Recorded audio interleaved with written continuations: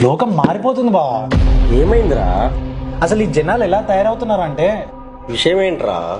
Elections వస్తున్నాయి కదా, మన దేశాన్ని రాజకీయ నాయకులు అమ్మేస్తారేమో అని భయం వేస్తుంది. ఎందుకు బా అంత మాట అంటున్నావు? ఈ ఉచితాలకు అలవాటు పడ్డ మనం గాంధీ వచ్చిన ఈ ఎలక్షన్ లో ఎవరు ఓటేయరు.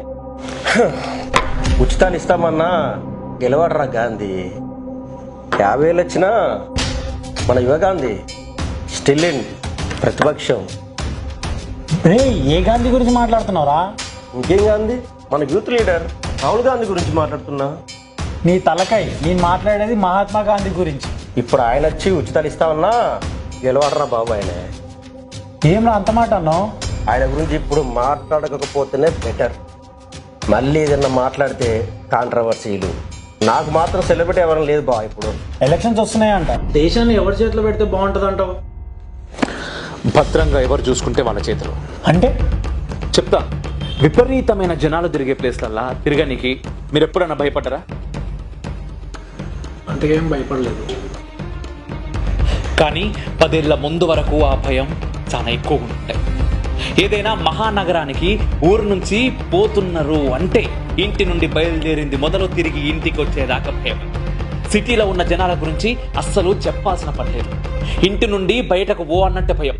షాపింగ్ మాల్లు, టెంపులు, పార్కులు, హోటళ్లు, చివరికి పానీపూరి, చాట్ తినే ప్లేస్లలో కూడా ఎక్కడ ఈ దొంగనా కొడుకులు బాంబులు బ్లాస్ట్ చేసి చంపేస్తారో, నా వాళ్ళు నాకు దూరం అయిపోతారో, లేదా నా వాళ్లను అనాథలుగా చేసి నేను పోతను అని అనుక్షణం భయపడుతూ బ్రతికేటోళ్ళం. 2014 ముందు దాకా కూడా. ఈ దేశంలో జరుగుతున్న ఉగ్రవాద మారణ హోమాన్ని చూసి చలించిపోయిన తల్లి భారతి తన బిడ్డలను కాపాడమని ఎంత తల్లడిల్లిందో. వచ్చిండు నేను అంటే నా దేశం మాత్రమే, అంతకుమించి ఇంకేం కాదు అంటూ గుండె మీద చెయ్యేసుకొని ఛాతీ చూపిస్తూ ఇంటి దొంగలతో పాటు ప్రపంచవ్యాప్తంగా ఉన్న శత్రువులను తరమనీకి మేరా భారత్ మహాన్ అని గర్జిస్తూ అత్యున్నత స్థితి నుండి కుటిల రాజకీయ నాయకుల స్వార్థం వల్ల ఎక్కడికో పడిపోయిన నా దేశాన్ని విశ్వగురు భారత్ అనే స్థానంలో నిలపడానికి నరేంద్ర దామోదర్ దాస్ మోదీ.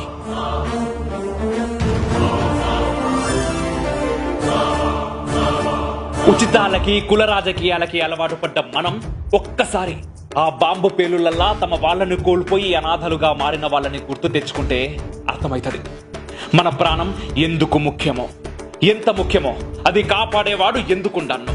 2014 తర్వాత అటువంటి ఉగ్రదాడులు మన దేశంలో మీరు ఎప్పుడన్నా చూసిరా? లేదు.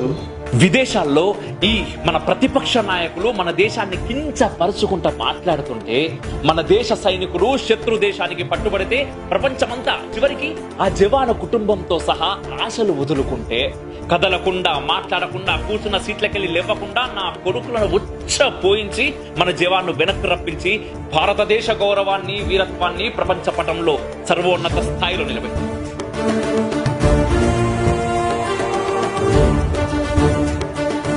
ఉరి, పుల్వామా లాంటి ఉగ్ర దాడులు దేశం పైన చేస్తే శత్రు దేశంలోకి చొచ్చుకొని పోయి ఎయిర్ స్ట్రైకులు చేసి కాలర్ ఎగిరేసుకుంటా తిరిగొచ్చినాం. గుర్తున్నదా మీకు? మీరు చెప్తుంటే చాలా బాగుందన్న, కానీ మోదీ వచ్చిన తర్వాత మత కలహాలు పెరగలేదా? మనుషులు కొట్టుకుని చస్తలేదా? మీరు చెప్పండి. అదే అనుకుంటున్నా, ఇంకా దీని గురించి మాట్లాడతలేరు మీరు అని. మోదీ వచ్చినాక షురు అయినాయి అండి. కొన్ని వందల సంవత్సరాలు నా దేశం, నా ధర్మం మగ్గిపోయింది విదేశీ మతోన్మాదుల చేతుల పడి. అది మీకెవ్వరికి తెలియదు. పైగా కర్కశంగా మన వాళ్ళని చంపిన వాళ్ళు మన పాఠ్య పుస్తకాల్లో మనకి హీరోలు. అసలు మనకు స్వతంత్రం ఎప్పుడు వచ్చింది? 1947. ఎవరు తీసుకొచ్చారు? ఓ 10 మంది పేర్లు చెప్పుర్రి. గాంధీ, నెహ్రూ వాళ్ళ ఫ్యామిలీ. ఇది మన దేశం గురించి మనకు తెలిసింది. పాకిస్తాన్ భారత్ నుండి విడిపోయింది కూడా అప్పుడే. లక్షల మంది పాక్ లో ఉన్న హిందువులు తమ సర్వస్వం కోల్పోయారు.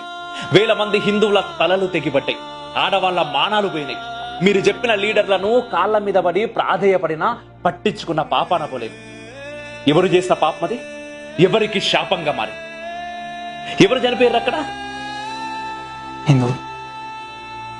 పోనీ అంత దూరం ఎందుకు? 1990లలో, ఇంకా మీరు ఉట్టిరో లేదో నాకు తెలియదు, ప్రార్థనా స్థలాలు అని చెప్పే మసీదుల్లోంచి మీ ఆడవాళ్లను ఇక్కడనే వదిలేసి మీరు ఈ ప్రదేశం వదిలి బోర్రి, లేదంటే ప్రాణాలు తీస్తామని బహిరంగంగా ప్రకటిస్తే ఏ నాయకుడు ఏం పీకలేదు.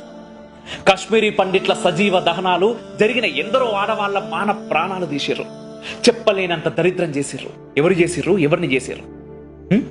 ఇక్కడ నష్టపోయినోళ్ళు ఎవరు? మొన్నటికి మొన్న బెంగాల్లో ఇట్లా చెప్పుకుంటూ పోతే ఎన్నో దారుణాలు హిందువులపైన జరిగినాయి, జరుగుతూనే ఉన్నాయి. ఇవన్నీ దాచిపెట్టింది ఎవరు?